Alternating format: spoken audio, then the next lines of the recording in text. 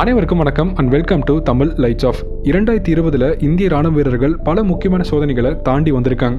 So நிச்சயமாக இந்த January 26 republic day of India ரொம்பவே ஒரு எமோஷ்னலான ஒரு டே தான் நான் சொல்லணும். ஏன்னா இந்தியாவோட ஒரு ராணுவ வீரரும் போன ஆண்டு தினமுமே பல சோதனைகளை தாண்டி வந்திருக்காங்க. இது அத்தனைக்குமே காரணம் சீனா என்கிற அந்த ஒரு நாடு மட்டும்தான். அமெரிக்கா மற்றும் சீனா இடையே ஒரு மிகப்பெரிய பனிப்போர் இப்போ ஏற்பட்டிருக்கு. ட்ரம்ப்பை விடவே ஜோ பைடன் அவர்கள் ரொம்பவே ஸ்ட்ராங்காக இருக்கார். ஃப்ரீடம் ஆஃப் நேவிகேஷன் என்று அழைக்கப்படும் ஒரு தலைப்பில் அமெரிக்காவோட ஒரு மிகப்பெரிய கப்பல் படியே இப்போ தென்சீன கடலில் நிறுத்தப்பட்டிருக்கு. இன்னொரு பக்கம் நம்ம நாட்டோட குடியரசு தினத்தன்னைக்கு இந்தியாவோட பேக் போன் என்று அழைக்கப்படும் விவசாயிகள் ஒரு மிகப்பெரிய போராட்டத்தில் ஈடுபட்டிருக்காங்க. இது போன்ற பல செய்திகள் கொண்ட ஒரு நாளாக தான் இன்னைக்கு தொடங்குச்சு. பட் இருந்தாலும் நாங்கள் ஏற்கனவே உங்ககிட்ட ப்ராமிஸ் பண்ண மாதிரி S-400 வாங்குறதுக்கான அவசியம் என்ன, அமெரிக்கா என்கிற அந்த மிகப்பெரிய சக்தியை எதிர்த்து இந்தியா இந்த S-400 வாங்க வேண்டிய அவசியம் என்ன, அதை பற்றி ரொம்ப விரிவாக இந்த பதிவில் பார்க்கலாம். கூட இந்தியாவால் உருவாக்கப்பட்ட ஆகாஷ் NG என்று அழைக்கப்படும் ஆகாஷ் நியூ ஜென்ரேஷன் வான்வழி பாதுகாப்பு மையத்தை பற்றி பார்க்க போகிறோம். இந்த ஆகாஷ் மிசைல் சிஸ்டம் பற்றி பேசும்போது ரொம்பவே பல சிறப்பம்சங்கள் கொண்ட ஒரு மிசைல் சிஸ்டம் தான் சொல்லணும். ஏன்னா ஒரு இலக்கை நோக்கி 2 ஏவுகணைகளை செலுத்தக்கூடிய திறன் இந்த ஆகாஷ் NG கிட்ட இருக்குது. ஸோ ஆகாஷோட மிசைல் சிஸ்டத்தை பற்றி நம்ம ரொம்ப விரிவாக லைட்ஸ் ஆஃபில் பேசியிருக்கோம். இது ஃபஸ்ட்டு டைம் ஆகாஷோட அடுத்த வெர்ஷன். இதை பற்றியும் நம்ம இன்றைக்கி ரொம்ப டீட்டெயிலாக பார்த்து முடிச்சிடலாம். வாங்க வீடியோக்குள்ளே போகலாம். சேனல் ஃபஸ்ட் டைம் பாருங்கள், சப்ஸ்கிரைப் பண்ணுங்கள், ஷேர் பண்ணுங்கள், மறக்காமல் உங்கள் பதிவு கமெண்ட் செக்ஷன் லீவ் பண்ணுங்கள், லைக் பண்ண மறக்காதீங்க. இந்த பதிவு பார்க்குறதுக்கு முன்னாடி ஒரு துக்கமான செய்தி. இந்த போராட்டத்தில் நம்ம விவசாயிகளோட ஒருவர் உயிரிழந்திருக்காரு. ஸோ இதற்கான பதில் நிச்சயமாக அரசாங்கம் வழங்க வேண்டும். கொஞ்சமாவது அவங்க என்ன தான் சொல்ல வராங்கன்னு சொல்லிட்டு கொஞ்சம் காது கொடுத்து கேளுங்க. பிகாஸ் 65 டேஸ் மேலே அவங்க தொடர்ச்சியாக போராட்டத்தில் ஈடுபட்டு இருக்காங்க. அந்த போராட்டத்திலே நிறைய விவசாயிகள் இறந்து போயிருக்காங்க. இப்போ இன்றைக்கி இந்த போராட்டம் ஒரு மிகப்பெரிய கலவரமாக மாறி இந்த கலவரத்தில் ஒருவர் உயிரிழந்திருக்காரு. ஸோ இதற்கான ஒரு கரெக்டான ஒரு தீர்வை அரசாங்கம் நிச்சயமாக கண்டுபிடிக்கணும். இப்படி நம்ம எல்லையில் பாதுகாக்கிற அந்த ராணுவ வீரருக்கு நம்ம மரியாதை கொடுக்குறோமோ அது மாதிரி நம்ம இந்திய மக்களுக்கு உணவு கொடுக்கும் இந்த விவசாயிகளுக்கு நம்ம நிச்சயமாக மரியாதை செலுத்த வேண்டும். ஓகே, இன்னைக்கு டாபிக் உள்ள போகலாம். 2015 ரஷ்யா ஒரு முக்கிய முடிவு ஒன்று எடுக்கிறாங்க. சிரியாவில் S-400 என்று அழைக்கப்படும் உலகத்தோட ஒரு சக்தி வாய்ந்த வான்வழி பாதுகாப்பு மையத்தை எடுத்துன்னு போய் நிறுத்தி வச்ச பிறகு ரஷ்யன்ஸ் ஒரு முக்கியமான அறிவிப்பு ஒன்று கொடுக்குறாங்க. 2015 S-400 நாங்கள் டிப்ளை பண்ண ஒரே ஒரு காரணம் தான், ரஷ்ய நாட்டுக்கு சொந்தமான பல ரேடார் கருவிகள் மற்றும் ரஷ்யாவோட மிலிட்ரி பேஸ் கேம்ப்லாம் சிரியாவில் இருக்குது. அதை நாங்கள் பாதுகாக்க நிச்சயமாக எங்ககிட்ட ஒரு சிறந்த வான்வழி பாதுகாப்பு மையம் அவசியம். அது மட்டும் இல்லைன்னா துருக்கி, இஸ்ரேல், பிரான்ஸ், அமெரிக்கா போன்ற பல நாடுகள் சிரியாவில் பலவிதமான போர்களில் அவங்க ஈடுபட்டுன்னு இருக்காங்க. அந்த மாதிரி போர்களில் ஈடுபடும் போது முக்கியமாக ரஷ்யன்ஸுக்கு சொந்தமான பல ஆயுதங்கள் அங்கே பாதிக்கப்பட்டிருக்கு. இனிமேல் வரப்போகும் நாட்கள் இந்த மாதிரி ஆயுதங்கள்லாம் பாதிக்கப்படாமல் இருக்க எங்களுக்கு சிரியாவில் ஒரு சிறந்த வான்வழி பாதுகாப்பு மையம் தேவை. அதாவது ரஷ்யன்ஸோட அந்த அசெட், அதாவது எங்கள் நாட்டுக்கு சொந்தமான அந்த சொத்துக்களை பாதுகாக்க இந்த S-400 எங்களுக்கு ரொம்பவே அவசியமானதுன்னு சொல்லிட்டு ரஷ்யன்ஸ் அறிவித்தாங்க. ஒரு பக்கம் ரஷ்யா இந்த மாதிரி அறிவிக்க 2016 மற்றும் 2017-18 போன்ற காலகட்டத்தில் அமெரிக்கா மற்றும் இஸ்ரேல் கூட்டா இணைந்து F-35 போன்ற 5ஆம் தலைமுறை போர் விமானத்தை உருவாக்கினாலும் சரி, இன்னைக்கு இருக்கும் பல முக்கியமான பகுதிகள் சிரியாவில் நோ ஃப்ளை ஜோன் ஏரியா என்று அமெரிக்கா மற்றும் இஸ்ரேல் கூட்டாவே அறிவிச்சிருப்பாங்க. பிகாஸ் இஸ்ரேல் மற்றும் அமெரிக்காவுக்கு ஒரு விஷயம் நல்லாவே தெரியும், S-400 அந்த வான்வழி பாதுகாப்பு மையத்தில் ஸ்டெல்த் டெக்னாலஜி கொண்ட போர் விமானத்தை கூட ரொம்ப எளிமையாக கண்டுபிடிக்க முடியும். அது மட்டும் கண்டுபிடிச்சிட்டாங்கன்னா ஒருவேளை அவங்க தெரியாமல் சுட்டு வீழ்த்தினா கூட அமெரிக்கா மற்றும் இஸ்ரேலுக்கு அது ஒரு மிகப்பெரிய உலக அரங்கில் ஒரு அவமானம் ஏற்பட்டுரும். அதன் காரணமாக தான் இன்னைக்கு வரைக்கும் இஸ்ரேல் மற்றும் அமெரிக்கா இந்த விதமான ஒரு சின்ன ட்ரோனை கூட அவங்க எடுத்துன்னு போக மாட்டாங்க. பல பகுதிகள் சிரியாவில் நோ ஃப்ளை ஜோன் ஏரியான்னு சொல்லிட்டு சொல்லப்பட்டிருக்கு. இங்கெங்கெல்லாம் அமெரிக்கா நோ ஃப்ளை ஜோன் ஏரியான்னு சொல்லிட்டு சொன்னாங்களோ அந்த ஏரியா முழுக்க ரஷ்யன்ஸ் S-400 என்று அழைக்கப்படும் இந்த வான்வழி பாதுகாப்பு மையத்தை எடுத்துன்னு போய் நிறுத்தி வச்சிருக்காங்கன்னு சொல்லிட்டு நம்ம புரிஞ்சிக்கலாம். ஸோ அமெரிக்கன்ஸ் அமைதியாக இருப்பாங்களா? அமைதியாக இருக்க மாட்டாங்க. ஆக்சுவலாக ஒரு சின்ன விஷயத்தை நான் சொல்ல மறந்துட்டேன். இந்த நோ ஃப்ளை ஜோன் ஏரியா இது ரஷ்யாவோட இந்த S-400 வான்வழி பாதுகாப்பு மையம் சிரியாவில் எடுத்துன்னு போய் நிறுத்தி வச்ச பிறகு தான் இந்த நோ ஃப்ளை ஜோன் ஏரியா அறிவிக்கிறாங்கன்னு சொல்லிட்டு இல்லை. துருக்கியோட ராணுவ வீரர்கள் பலமுறை ஏர் ஸ்ட்ரைக்கில் பாதிக்கப்பட்டிருக்காங்க. அதன் காரணமாக கூட அமெரிக்கா ஒரு சில குறிப்பிட்ட பகுதிகளை நோ ஃப்ளை ஜோன் ஏரியான்னு சொல்லிட்டு அறிவித்தாங்க. சொல்லப்போனால் அமெரிக்கா மற்றும் ரஷ்யா கூட்ட இணைந்து கூட பல பகுதிகளில் நோ ஃப்ளை ஜோன் ஏரியான்னு சொல்லிட்டு 2 நாடுகளும் அஃபிஷியலாக அறிவிச்சிருக்காங்க. ஆனால் ஒரு சில டிஃபென்ஸ் எக்ஸ்பர்ட் நம்புற ஒரு முக்கியமான பாயிண்ட் என்னதுன்னா, இந்த S-400 வந்த பிறகு அந்த S-400 நிறுத்தி வைக்கப்பட்ட அந்த இடத்துல அமெரிக்கா மற்றும் இஸ்ரேல் இதுவரைக்கும் அந்த நாட்டுக்கு சொந்தமான விமானத்தை எடுத்துன்னு போனதே இல்லைன்னு சொல்லிட்டு சொல்கிறாங்க. பட் அமெரிக்கன்ஸ் அமைதியாக இருப்பாங்களா? அமைதியாக இருக்க கேரக்டர் அமெரிக்கா நிச்சயமாக இல்லைங்க. 2017 பென்டகன்லேருந்து ஒரு முக்கியமான செய்தி ஒன்று வருது. டாம் ஹவாக் என்று அழைக்கப்படும் ஒரு லோ ஆல்டிடியூட்ல பறக்கக்கூடிய ஒரு ஏவுகணையை சுமந்து செல்ற ஒரு சம்மரினை அமெரிக்கா வந்து சிரியா நாட்டுக்கு பக்கத்தில் இருக்க கடல் பகுதிக்கு அவங்க எடுத்துன்னு போறாங்க. ஆக்சுவலாக அமெரிக்கன்ஸ் கிட்ட ஓஹியோ என்று அழைக்கப்படும் ஒரு கிளாஸ் சம்மரின்ஸ் இருக்கு. கிட்டத்தட்ட 18 ஓஹியோ கிளாஸ் சம்மரின்ஸ் இருக்கு. இந்த 18 கிளாஸ் சம்மரின்ஸ்ல வந்து அமெரிக்கன்ஸ் வந்து 14 சம்மரின்ஸை முழுக்க பிஜிஎம் சொல்லிட்டு அழைப்பாங்க, பேலஸ்டிக் கைடட் மிசைல்ஸ் மற்றும் சின்ன சின்ன ஏவுகணையை சுமந்து செல்ற ஒரு சம்மரினாக உருவாக்குனாங்க. 4 சம்மரின்ஸ் ஃபுல்லாகவே க்ரூஸ் மிசைல்ஸை மட்டும் சுமந்து செல்ற ஒரு சம்மரின்ஸாக உருவாக்குனாங்க. ஸோ அமெரிக்கன்ஸ் ஒரு மிகப்பெரிய ஒரு திட்டத்தில் அவங்க ஈடுபடுறாங்க. அது என்னதுன்னா, டாம் ஹவாக் என்று அழைக்கப்படும் ஒரு க்ரூஸ் மிசைலை பயன்படுத்தினா S-400 போன்ற வான்வழி பாதுகாப்பு மையம் இருந்தால் கூட அதை ரொம்ப எளிமையாக நம்ம தாண்டி அந்த S-400 அழிக்க முடியும்னு சொல்லிட்டு அமெரிக்கன்ஸ் நம்பினாங்க. அந்த அளவுக்கு அந்த டாம் ஹவாக் க்ரூஸ் மிசைலில் அப்படின்னா சக்தி இருக்குது. இந்த டாம் ஹவாக் க்ரூஸ் மிசைல் வந்து எக்ஸாக்டாக இந்தியாவால் உருவாக்கப்பட்ட நிர்பே மிசைல் மாதிரி இருக்கும். இதோட ஸ்பீடு வந்து சப்சானிக் ஸ்பீட் தான், ஒளியை விட ரொம்ப கம்மியாக தான் போகும். அது எப்படி S-400 தாக்கி அழிக்கும்? இதோட அட்வான்டேஜ் வெறும் 100 அடி உயரத்தில் மட்டும்தான் பறக்கும். அது மட்டும் இல்லாமல் இது கண்ட்ரோல் பண்ண முடியும். இதை டார்கெட் அண்ட் லான்ச் ஆஃப்டர் கெப்பாசிட்டின்னு சொல்லிட்டு அழிப்பாங்க. அதாவது இது லான்ச் பண்ண பிறகு கூட இது டார்கெட் நோக்கி இதை பறக்க வைக்க முடியும். அது இங்கே போகணும்னு சொல்லிட்டு பைலட்டால் கண்ட்ரோல் பண்ண முடியும். ஒரு ஆளில்லா விமானம் மாதிரி இதால் செயல்பட முடியும். அதே நேரத்தில் இது ஒரு முக்கியமான க்ரூஸ் மிசைல். இந்த மாதிரி க்ரூஸ் மிசைல்ஸை அமெரிக்கா வந்து சிரியாவுக்கு பக்கத்தில் இருக்க கடல் பகுதியில் இருந்தபடி சம்மரினை பயன்படுத்தி அவங்க தாக்கலாம்னு சொல்லிட்டு முற்பட்டாங்க. ஆனால் இங்கே என்ன பிரச்சனைனா, இந்த மாதிரி டாம் ஹவாக் க்ரூஸ் மிசைல்ஸை கூட இந்த S-400 தாக்கி அழிக்க முடியும்னு சொல்லிட்டு அமெரிக்கன்ஸ் அதன் பிறகு தான் அவங்க தெரிஞ்சுக்கிட்டாங்க. பிகாஸ் S-400 வான்வழி பாதுகாப்பு மையத்தில் வெறும் 5 அடி உயரத்தில் ஒரு ஏவுகணை அதை நோக்கி வந்தால் கூட அது தாக்கி அழிக்கிற திறன் S-400 கிட்ட இருக்குது. இதன் காரணமாக தான் இன்னைக்கு இருக்கும் இஸ்ரேல் மற்றும் அமெரிக்கா S-400 பார்த்து ஒரு மிகப்பெரிய அச்சத்தில் இருக்காங்க. இப்போ நம்ம அப்படியே இந்த S-400 பற்றியான இந்த சக்திகளை பார்க்க, S-400 அந்த வான்வழி பாதுகாப்பு மையத்தோட அந்த சக்தியை பற்றி நம்ம விரிவாக பேசுறதுக்கு முன்னாடி ஒரு சில இன்ட்ரெஸ்டிங்கான வரலாறு இருக்குது. அதை நான் சொல்கிறேன் கேளுங்க. அமெரிக்கா மற்றும் ரஷ்யா இந்த 2 நாடுகளும் இப்போவுமே நேரடியாக இந்த விதமான யுத்தத்தில் பார்ட்டிசிபேட் பண்ணவே மாட்டாங்க. ஆனால் இப்போவுமே பனிப்போர் என்று அழைக்கப்படும் ஒரு வார்த்தையை பயன்படுத்துவாங்க.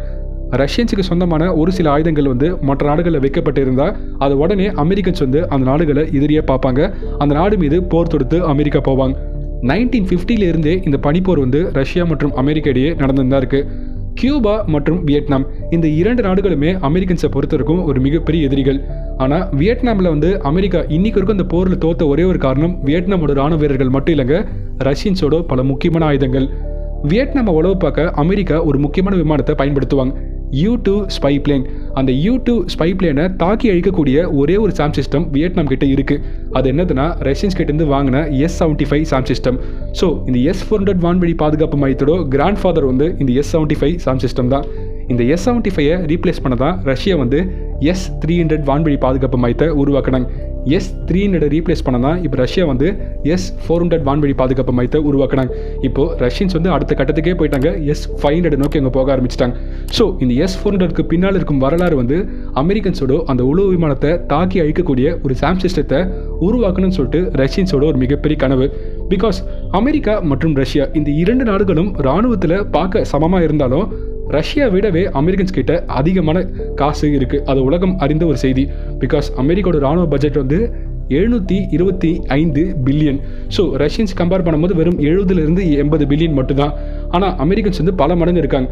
ஆனால் ரஷ்யன்ஸ் ஒரு சின்ன சிந்தனை தான் அவங்க பண்ணாங்க. அது என்னதுன்னா, நம்மளால் ஒரு சக்தி வாய்ந்த போர் விமானத்தை உருவாக்க முடியாது, ஆனால் ஒரு சக்தி வாய்ந்த போர் விமானத்தை தாக்கி அழிக்கக்கூடிய ஒரு சாம் சிஸ்டத்தை உருவாக்க முடியும்.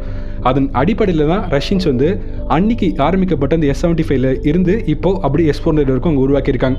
ஓகே, இப்போது இந்த S-400 பற்றி ரொம்ப டீட்டெயிலாக பார்க்கலாம்.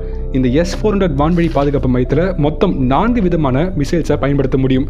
250 கிலோமீட்டர், 120 கிலோமீட்டர், 40 கிலோமீட்டர் மற்றும் 400 கிலோமீட்டர். இதற்கான அர்த்தம் என்னதுன்னா, 40 கிலோமீட்டரில் ஆரம்பிக்கப்பட்டு 400 கிலோமீட்டர் வரைக்கும் இந்த S-400 தாக்கி அழிக்க முடியும்.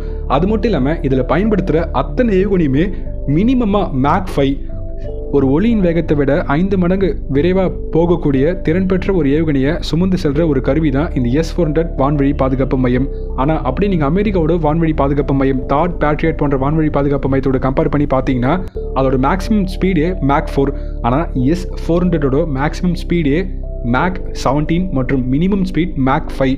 அது மட்டும் இல்லாமல் ரேஞ்சிலையும் S-400 அடிக்கவே முடியாது. S-400 இந்த வான்வழி பாதுகாப்பு மையம் இன்னைக்கு இருக்கும் ஒரு தலை சிறந்த வான்வழி பாதுகாப்பு மையமாக இருக்க 2 முக்கியமான ஏவுகணைகள் இதில் இருக்குது. 40N6, 48N6, 9M96 போன்ற ஏவுகணைகள் தான். ஸோ S-400ஓட மேக்ஸிமம் டிஸ்டன்ஸ் ரேஞ்ச் கொண்ட ஏவுகணை வந்து 40N6. இதோட ரேஞ்ச் வந்து 380 400 கிலோமீட்டர். அதே சமயத்தில் 9M96ன்னு சொல்லிட்டு அழைப்பாங்க. இதோட ரேஞ்ச் வந்து 40 கிலோமீட்டர்ல இருந்து 120 கிலோமீட்டர். அவ்வளோதான் கேட்டிங்கன்னா இந்த S-400 வான்வழி பாதுகாப்பு மையத்தில் இல்லைங்க. இதெல்லாம் தாண்டி இந்த S-400ல ஒரு முக்கியமான ரேடார் கருவி பொருத்தப்பட்டிருக்கு. மற்றும் 91N6 அது வந்து டார்கெட் ரேடார்னு சொல்லிட்டு அழைப்பாங்க. அதெல்லாம் இல்லாமல் ஃபயர் அண்ட் கண்ட்ரோல் யூனிட் சொல்லிட்டு இன்னொரு முக்கியமான ஒரு ரேடார் ஒன்று இருக்குது. 98ZH6ன்னு சொல்லிட்டு அழைப்பாங்க. இந்த இரண்டுமே இல்லாமல் ஒரு கமாண்ட் போஸ்ட் இருக்குது. இந்த அத்தனை சிஸ்டத்தையும் ஒன்றாக இணைக்கக்கூடிய ஒரு கருவி தான் IADSன்னு சொல்லிட்டு அழைப்பாங்க. Inter connected air defence system சொல்லிட்டு அழைப்பாங்க. ஸோ இந்த அத்தனை லான்ச்சர் பேடில் ஆரம்பிக்கப்பட்ட இந்த கண்ட்ரோல் சிஸ்டம் மற்றும் இந்த ரேடார் கருவிகளை எல்லாமே ஒரே ஒரு சிஸ்டமாக இந்த கமாண்ட் போஸ்ட்டில் இருந்தபடி கண்ட்ரோல் பண்ண முடியும். அதெல்லாம் தாண்டி இந்த S-400 வந்து ஒரு சக்தி வாய்ந்த வான்வழி பாதுகாப்பு மையமாக இருக்க 2 முக்கியமான காரணங்கள். இதில் பயன்படுத்துகிற அதிநவீனமான ரேடார் மற்றும் ஏவுகணைகள். இதெல்லாம் தாண்டி இதோட டிஸ்டன்ஸ்னால் அந்த மிசைலோட டிஸ்டன்ஸ் நான் மென்ஷன் பண்ணலங்க. நான் சொல்கிறத கொஞ்சம் பொறுமையாக கேளுங்க. ஒரு வான்வழி பாதுகாப்பு மையம் இருக்குன்னா அதுக்கு 3 முக்கியமான கருவிகள் அவசியம். ஒரு லான்ச்சர் பேட், அந்த லான்ச்சர் பேடில் இருந்து தான் அந்த மிசைலை செலுத்துவாங்க. 2வது ரேடார் கருவிகள், அந்த ரேடார் கருவிகளை பயன்படுத்தி தான் எதிரிகள் இங்கே வராங்கன்னு சொல்லிட்டு கண்டுபிடிப்பாங்க. 3வது ஒரு கண்ட்ரோல் யூனிட், அந்த கண்ட்ரோல் யூனிட்டில் இருந்தபடி தான் அந்த ஆர்டர்ஸ்லாம் அவங்க கொடுப்பாங்க. ஸோ இந்த 3 யூனிட்டுமே பக்கத்தில் வைக்கப்பட்டால் எதிரிகள் வந்து ஏதாவது ஒன்றை ஈஸியாக தாக்கினா கூட மற்ற இருக்க 2 வந்து ரொம்ப எளிமையாக தாக்கப்பட்டுரும். ஸோ இதன் காரணமாக S-400 வான்வழி பாதுகாப்பு மையத்தில் ஒரு முக்கியமான சிஸ்டம் இருக்குது. அது என்னதுன்னா ஒரு யூனிட்டுமே மினிமமாக 15 to 30 கிலோமீட்டர் டிஸ்டன்ஸில் வைக்க முடியும். இது ரஷ்யன்ஸ் மட்டும் பண்ணல, அமெரிக்காவும் பண்ணுவாங்க, ஃப்ரான்ஸும் பண்ணியிருக்காங்க. மற்ற நாடுகள் அத்தனையுமே பண்ணுற ஒரு காமனான விஷயம் தான். ஆனால் அமெரிக்கன்ஸ் கிட்ட இருக்க தாட் மற்றும் பேட்ரியட் போன்ற வான்வழி பாதுகாப்பு மையெல்லாம் மினிமமாக 20 கிலோமீட்டர் மட்டும் தான் வைக்க முடியும். ஆனால் S-400 வான்வழி பாதுகாப்பு மையத்தால் ஒரு யூனிட்டுமே ரொம்ப தூரமாக கூட வைக்க முடியும். அதாவது 35 கிலோமீட்டர் வரைக்கும் தூரமாக வைக்க முடியும். இந்த மாதிரி வைக்கும் போது உங்களுக்கு என்ன பெனிஃபிட்னா, ஒரு ரேடார் கருவி வந்து ஒரு போர்மனத்துக்கு நான் ஒரு ஏவுகணை மாதிரி சிக்னலை தப்பாக காமிக்கும். அதை நம்பி அந்த போர்மனம் வந்து அந்த ரேடார் கருவி கிட்ட போகும். ஸோ அந்த மாதிரி போகும்போது தூரத்தில் இருக்க ஒரு லான்ச்சர் பேடில் இந்த ரேடார் கருவி உடனே சிக்னல் அனுப்பிடுவாங்க. அனுப்பின பிறகு அந்த லான்ச்சர்லேருந்து ஒரு ஹைப்பர்சோனிக் மிசைல் ரொம்பவே வேகமாக போய் அந்த போர்மனத்தை தாக்கி அழிச்சிடும். நான் சொன்னது உங்களுக்கு நிச்சயமாக புரிஞ்சிருக்கும். புரியலன்னா மறக்காமல் கமெண்ட் செக்ஷனில் கேளுங்க. ஸோ அந்த டிஸ்டன்ஸை நம்ம அந்த ஒரு யூனிட்டுக்குள்ளே அதிகப்படுத்த அந்த ரேஞ்ச் ஆஃப் டார்கெட்டிங் ரொம்பவே ஈஸியாக இருக்கும். இதெல்லாம் தாண்டி S-400ஓட இன்னொரு சிறப்பம்சம் என்னதுன்னா, இதால் ஒரே நேரத்தில் 48 ஏவுகணைகள் கூட தாக்க முடியும். ஆனால் அமெரிக்கன்ஸ் கிட்ட இருக்க பேட்ரியாட் மற்றும் தாட் போன்ற டிஃபென்ஸ் சிஸ்டம்னா வெறும் 32 ஏவுகணைகள் மட்டும்தான் தாக்க முடியும். இதெல்லாம் தாண்டி டிஃபென்ஸ் எக்ஸ்பர்ட் இன்னொரு முக்கியமான வார்த்தை ஒன்று சொல்கிறாங்க. S-400 இந்த வான்வழி பாதுகாப்பு மையத்தில் 40N6, 48N6 போன்ற ஏவுகணைகள்லாம் ரொம்பவே லார்ஜ் சைஸில் இருக்கும். ஸோ ரஷ்யன்ஸ் ஒருவேளை ரொம்ப ஷார்ட் சைஸ் க்ரூஸ் மிசைல்ஸை பயன்படுத்த நினச்சாங்கன்னா ரஷ்யாவால் ஒரே நேரத்தில் 292 ஏவுகணைகள் கூட தாக்க முடியும்னு சொல்லிட்டு இந்த S-400 ரொம்பவே பெருமையாக சொல்கிறாங்க. இதையும் தாண்டி S-400ல இன்னொரு முக்கியமான விஷயம், இதால் ஸ்டெல்த் டெக்னாலஜி கொண்ட போர்மனத்தை கண்டுபிடிக்க முடியும். அது எப்படி கண்டுபிடிக்கிறாங்கன்னு சொல்லிட்டு நம்ம தமிழ் லைட்ஸ் ஆஃபில் பல முறை நாங்கள் பேசியிருக்கோம். ஸோ இப்படிப்பட்ட ஒரு வான்வழி பாதுகாப்பு மையம் நம்ம நிச்சயமாக நம்ம நாட்டுக்கு அவசியம் சொல்லிட்டு தான் இந்தியா வந்து அமெரிக்காவின் எதிர்ப்பை மீறி இதை வாங்குறாங்க. இதெல்லாம் தாண்டி S-400ல இன்னொரு சின்ன சிறப்பம்சமும் இருக்குது. பிகாஸ் இது அடிக்கினே போகலாம், அத்தனை சிறப்பம்சங்கள் கொண்ட ஒரு வான்வழி பாதுகாப்பு மையம் தான் இந்த S-400. என்னதுன்னா இதால் லோ ஃப்ளையிங் க்ரூஸ் மிசைல்ஸை கூட ரொம்ப எளிமையாக தாக்கி அழிக்க முடியும். ஃபார் எக்ஸாம்பிள் ஒரு ஆன்டி ரேடியேஷன் மிசைல்னா அது ரொம்பவே லோ ஹைட்டை தான் பறக்கும். S-400ஓட சிறப்பம்சம் என்னதுன்னா, ஒரு ஆன்டி ரேடியேஷன் மிசைலை யாராவது செலுத்தினா கூட அதை தாக்கி அழிக்க ஏதாவது ஒரு சின்ன சாம் சிஸ்டத்தை கூட டிப்ளை பண்ணியிருப்பாங்க. அதை உடனே அந்த ரேடார் கருவிகள் வந்து கண்டுபிடிச்சிடும், அது அந்த க்ரூஸ் மிசைல்ஸை தாக்கி அழிச்சிடும். இது போன்ற லோ ஹைட்டில் ஆரம்பிக்கப்பட்டு ஒரு ஹை ஆல்டிடியூட்ல வரைக்கும் இந்த டார்கெட்டையும் இந்த S-400 வந்து விடவே விடாது. அதெல்லாம் தாண்டி அமெரிக்கன்ஸ் கிட்ட இருக்க பேட்ரியட் மற்றும் தாடை விடவே ஏன் இந்த S-400 வந்து ரொம்பவே டெட்லியான ஒரு வான்வழி பாதுகாப்பு மையம் தான்.